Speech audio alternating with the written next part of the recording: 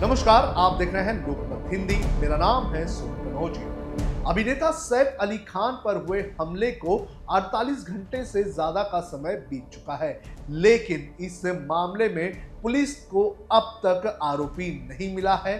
हालांकि इस मामले में अगर देख लिया जाए तो सीसीटीवी फुटेज सामने आ चुका है, लेकिन जो सीसीटीवी फुटेज सामने आया है उस शख्स को अब तक पुलिस नहीं पकड़ पाई है। कहा जा रहा है कि जो टेक्निकल इंटेलिजेंस है उसके पार आरोपी जा चुका है, यानी कि जो टेक्निकल एविडेंस है उस एविडेंस के जरिए आरोपी को पुलिस नहीं पकड़ पा रही है। और इसी सारी कड़ी के बीच अब इस पूरे मामले में ह्यूमन इंटेलिजेंस के एक्सपर्ट और मुंबई पुलिस के पूर्व एनकाउंटर स्पेशलिस्ट दया नायक की एंट्री हो चुकी है।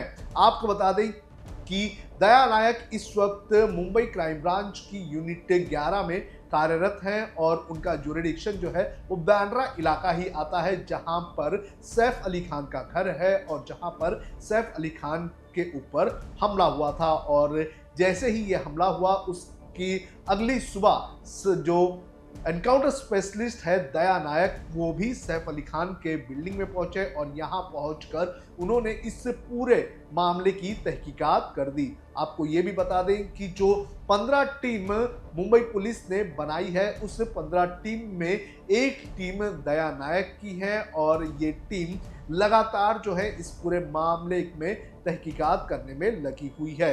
जो टेक्निकल एविडेंस है उस टेक्निकल एविडेंस के अनुसार जो आरोपी है, जो हमलावर है, वो हमलावर जो है उसने अपना फोन प्रभा देवी इलाके में आखिरी बार चालू रखा था और उसके बाद से ही उसका कोई अता पता नहीं है। हालांकि एक हूबहू दिखने वाले शख्स, जो कि सीसीटीवी फुटेज में जो शख्स था उस शख्स की तरह दिखने वाले एक व्यक्ति को पुलिस ने आज पूछताछ के लिए बुलाया था। घंटों पूछताछ करने के बाद उसे छोड़ दिया गया है, लेकिन अब ये पूरी की पूरी तहकीकात जो है वो ह्यूमन इंटेलिजेंस के ऊपर जो है आकर रुक चुकी है और इसी में दया नायक की एंट्री हो चुकी है। दया नायक कौन है ये भी मैं आपको बता देता हूं। आपको बता दें कि दया नायक जो है वो मुंबई पुलिस के पूर्व एनकाउंटर स्पेशलिस्ट है। दया नायक ने अब तक 80 से ज्यादा एनकाउंटर कर दिए हैं। 95 में वो मुंबई पुलिस में शामिल हुए थे और जब वो ट्रेनिंग में थे तो ट्रेनिंग के दौरान दया नायक ने 23 एनकाउंटर कर दिए थे। दया नायक प्रदीप शर्मा और विजय सालस्कर की टीम में शामिल थे और उन्हीं के अंतर्गत उनकी ट्रेनिंग हुई थी। दया नायक की पहली जो पोस्टिंग थी वो मुंबई के जुहू इलाके में थी और जुहू इलाके में ही दया नायक ने पहला एनकाउंटर किया था, जो कि एक अंडरवर्ल्ड गैंगस्टर का था।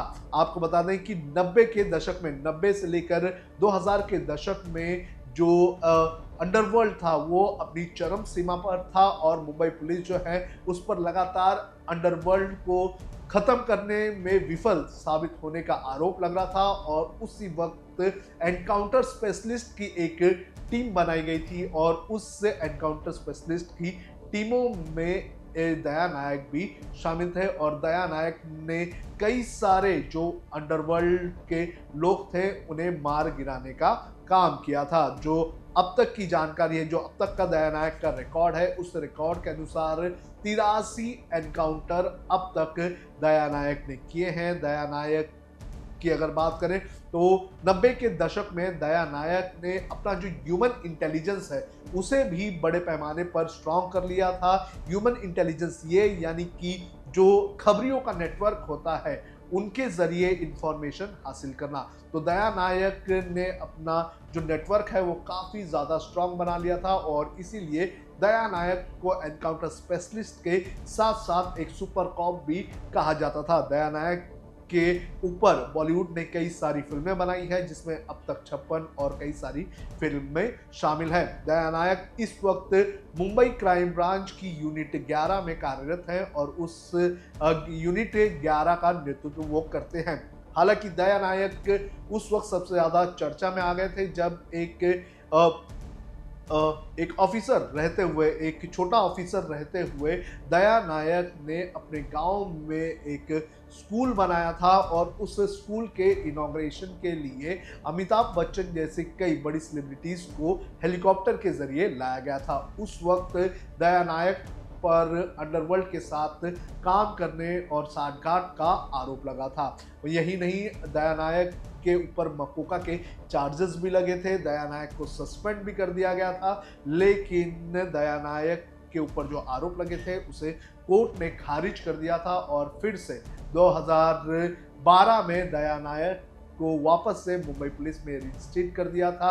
उसके बाद से ही लगातार दया नायक जो है वो अलग अलग क्राइम ब्रांच की यूनिट में काम कर रहे हैं। दया नायक की अगर बात करें तो वो कर्नाटक से आने वाले ऑफिसर हैं और काफ़ी गरीब परिवार से वो आते हैं। जब वो मुंबई आए थे लगभग 80 के दशक में, तो उस वक्त उनके पास पैसे नहीं थे। वो 130 रुपए की सैलरी में एक होटल में काम करते थे।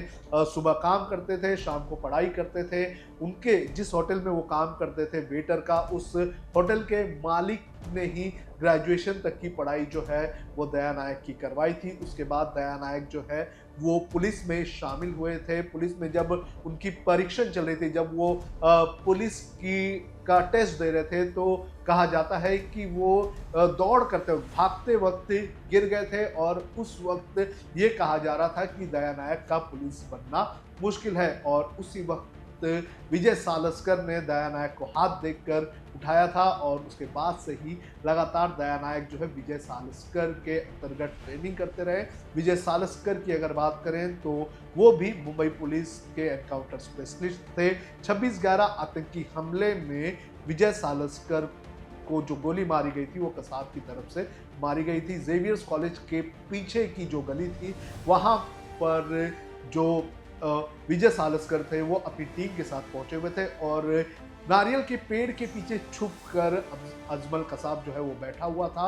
और जैसे ही इनकी कार वहां पहुंची तो अजमल कसाब ने जो है उनकी कार पर गोलियों से बौछार कर दिया था और विजय सालस्कर की मौत हो गई थी। विजय सालस्कर के ऊपर भी कई सारे एनकाउंटर करने का रिकॉर्ड है। तो दया नायक की अगर बात करें तो दया नायक एक एनकाउंटर स्पेशलिस्ट रहे हैं और मुंबई पुलिस में उनकी कई सारी कंट्रोवर्सीज और उनके एनकाउंटर करने के किस्से रहे हैं। तो ऐसे में दया नायक का जो अब इंटरस्टेट नेटवर्क है उसका इस्तेमाल करके इस पूरे मामले को सुलझाने की कोशिश की जा रही है।